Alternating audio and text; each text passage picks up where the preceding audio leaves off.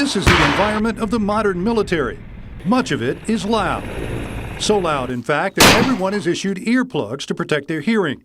Kevin McAnally spent more than 2 decades in the Army working on the CH-47 Chinook helicopter. The engine's running on a flight line where you might have, say, a half a dozen to a dozen aircraft turning up. But now, because of earplugs the U.S. government alleges were defective, he's suffering from hearing loss. I can tell by the loudness of the TV now, loudness of the radio. And it's not just a loss of hearing. The other big thing is the constant ringing in the ears, too. And he's not alone. Thousands of other service members who were issued these earplugs made by 3M between 2003 and 2015 may also have significant hearing loss. That hearing loss is evident in audiograms like this one Beltone's David Adams is administering. You can go anywhere in the world and we all do it the same way.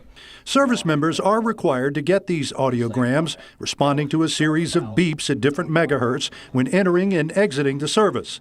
Even those who didn't go into combat are subject to high noise levels, like former military policeman Brandon Wright. A lot of stress tests, sirens going off, weapons, concussion grenades going off. Now both men are suing 3M over their hearing loss they claim was caused by these earplugs. For many years, the military used this type of earplug. This is simply foam. It's made by 3M too. You just squish the end down, put it in your ear, and when it expands, it blocks out the sound.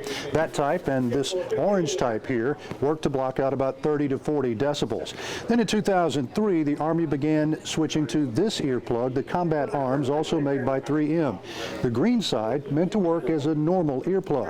The yellow side, though, is said to allow you to hear your buddy talk to you while also blocking out loud noises. But the Department of Justice, which recently reached a $9 million settlement with 3M, says 3M's own testing showed they just didn't work.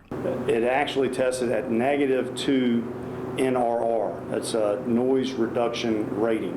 What that means is their own tests showed that this side amplified noise. But attorney Ed Rowan says the company sold them to the military anyway, knowing they were defective. And that, says Rowan, who is also a Marine, makes it personal. They took advantage of veterans, and that riles me up. Now, one important note, this is not a class action lawsuit. These are all individual cases being brought before a federal judge in Pensacola, similar to the way the BP lawsuits were handled in New Orleans.